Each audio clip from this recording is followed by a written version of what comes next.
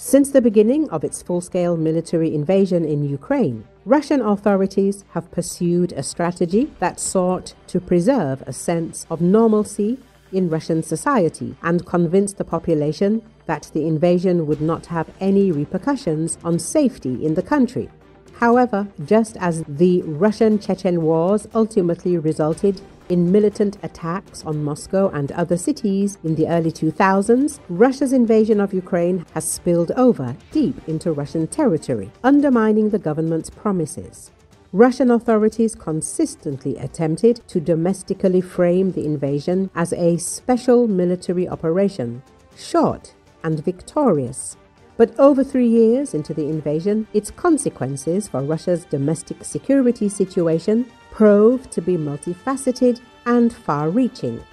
The spillover of the conflict has seen thousands of civilian casualties in Russia's border regions due to cross-border shelling, incursions by armed groups made up of Russian anti-government fighters, and a mutiny attempt by the head of Russian state-sponsored private military company, the Wagner Group. There have also been other, less visible effects that are likely to leave a long-lasting impact on security in Russia, including the mobilization of pro-Ukrainian partisan groups, easier access to lethal weapons, and the intensification of state violence against anti-war voices. Official statistics from the Russian Interior Ministry confirm the worst fears. Putin's army, which has partially returned home, has brought the war with it. Violence, terrorist attacks, and serious crimes are breaking historical records, turning the country into a zone of constant threat. The military hysteria of Russian propagandists, the instilled atmosphere of hatred and snitching are also poisoning the minds of Russians. The Moscow Times reported recently that according to the Ministry of Internal Affairs, 170.8 thousand serious and especially serious crimes were registered in the country in the first quarter of 2025 alone. This is the maximum for the entire period since the start of the full-scale war with Ukraine. The growth compared to last year was more than 13%. Large cities and depressed regions are seeing sharp spikes in violence, and society is increasingly becoming a victim of its own war heroes. Experts have long warned that the mass release of criminals from the front, whom the Kremlin used as cannon fodder, would boomerang. Now these former convicts and mentally traumatized soldiers are returning home not with victory but with weapons, post-traumatic stress disorder, and a sense of impunity. For many, the war is not over. It has simply moved from the trenches to the streets of Russian cities. In parallel with the growth of domestic and organized crime, Russia is breaking records for the number of terrorist attacks. In 2024, the Ministry of Internal Affairs recorded 1,191 terrorist crimes, an absolute maximum since the beginning of records. And already in January to February 2025, 451 terrorist attacks were committed, almost 10 times more than a year ago. Moreover, the statistics include not only real attacks, but also arson attacks on military registration and enlistment offices and acts of civil protest, interpreting them as terrorism. Putin's adventure has long since gone beyond the Donbass and Crimea. It has moved to Magadan, Omsk, Novosibirsk, and the Moscow region, and now every Russian risks becoming its new victim. Not from a Ukrainian missile, but from a neighbor in the building, who has returned from the front with a medal and a dark thirst for violence.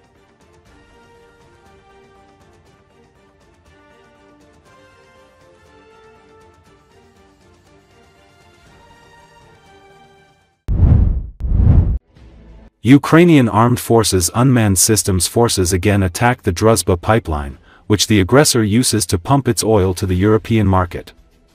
A major fire broke out at the energy facility. A video with the results of the operation was published on Telegram by the SBS commander Robert Magyar Bravdi. The target was the Linear Production Control Station 8N in the village of NATO, which is in the Bryansk region of the Russian Federation. Good evening, we are from Ukraine. Within the boundaries of the voyage by Russian oil tankers. The facility is of strategic importance for the transportation of oil products from Belarusian oil refineries to the Russian Federation, in particular, from the Moser and Novopolotsk oil refineries, Madyar wrote. He specified that the operation was successfully carried out by units of the 14th SBS Regiment, as well as the missile forces and artillery of Ukraine. To be continued. We are waiting for Russian groans and gasps in open sources. It is interesting there. Gasoline is becoming a scarce liquid, and gas and oil are fast burning, added the SBS commander. The unmanned systems forces have previously attacked Druzhba oil pipeline facilities several times. In August 2025, at least 17 strikes were carried out on Russian oil refineries, storage facilities, and pumping stations, including the Oneka Druzhba station and the Nikolskoye Transneft Druzhba oil pumping station.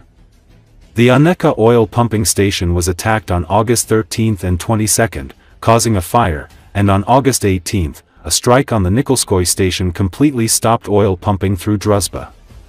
Ukrainian forces are demonstrating a growing ability to target key parts of Russia's energy pipelines.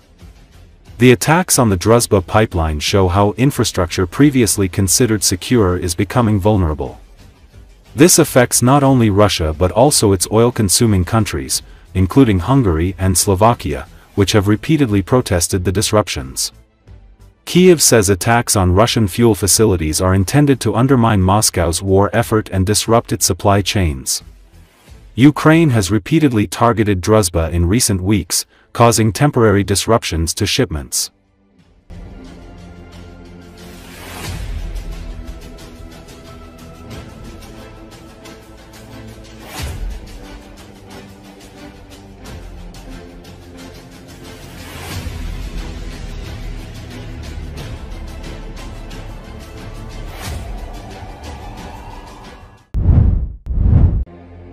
Tens of thousands of people protested in Nepal's capital Monday after authorities decided to block most social media platforms including Facebook, X, and YouTube, saying that the companies had failed to register and submit to government oversight. According to Associated Press, protesters pushed through barbed wires in Kathmandu and forced riot police to retreat as they surrounded the parliament building. Police fired tear gas and water cannon but were outnumbered and sought safety in the parliament complex. The situation stayed tense and the government announced a curfew for Monday around Parliament, the government secretariat, presidential house, and key parts of the city.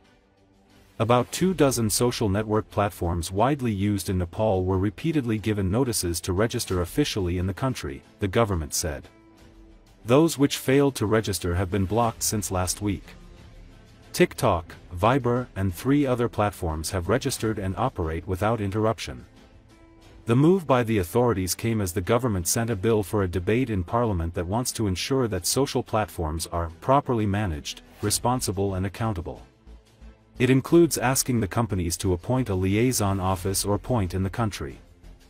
The bill has been widely criticized as a tool for censorship and punishing government opponents who voice their protests online. Rights groups have called it an attempt by the government to curb freedom of expression and violate fundamental rights.